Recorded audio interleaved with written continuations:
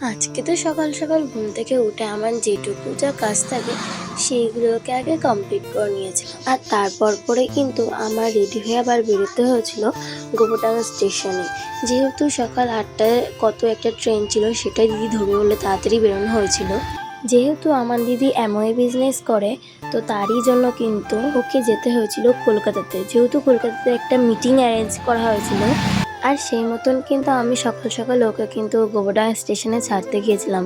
আর সেই মতন দেখো আমি কিন্তু ওকে স্টেশনে নামিয়ে আমি কিন্তু বাড়ি থেকে রওনা দিলাম। আর বাড়িতে আসতে না আসতে দেখো মা কিন্তু আবারও একটা কাজ দিয়ে দিল।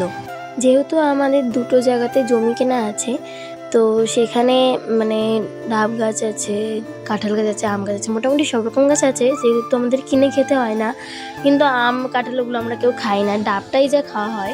বেশ কয়েকদিন ধরে আমাদের ডাব গাছগুলোতে অনেক ডাব হয়েছিল। অনেক দিন ধরে যেহেতু ডাব পাড়া হয়নি, তার জন্য কিন্তু আজকে আমরা ডাব পাড়ার জন্য একজনকে ডেকেছিলাম, আর সে কিন্তু এসেছিল। আর তার সাথে মা আমাকেও পাঠিয়ে দিয়েছিল। আর বৌদি কয়েকটা দিন আগে আমার কাছে কারি পাতা চেয়েছিল, তো বৌদির জন্য কিছু কারি পাতা নিয়ে আসলাম বাড়িতে। আর বাড়ি এসে তো ডাব খাবো না, সেটা তো কোনোভাবেই সম্ভব না। আর বাড়ি এসে স্নান টান করে পুজো টুজো কমপ্লিট করে নিয়ে খেতে বসেছিলাম। আর আজকে হয়েছিল শুক্তো, আর কিন্তু ডিম আলুর তরকারি হয়েছিল। আর সেই মতন দেখো আমি কিন্তু খেতে বসে গিয়েছিলাম। আর তারপরে দেখো আমি কিন্তু আমার রসগোল্লাকে একটু ঘুম পাড়াচ্ছিলাম। আর জানো তো, ও কিন্তু আমাদের হাতের পরেই শোয়, হাতের পরে শুলে ওর বিশাল ঘুম হয়।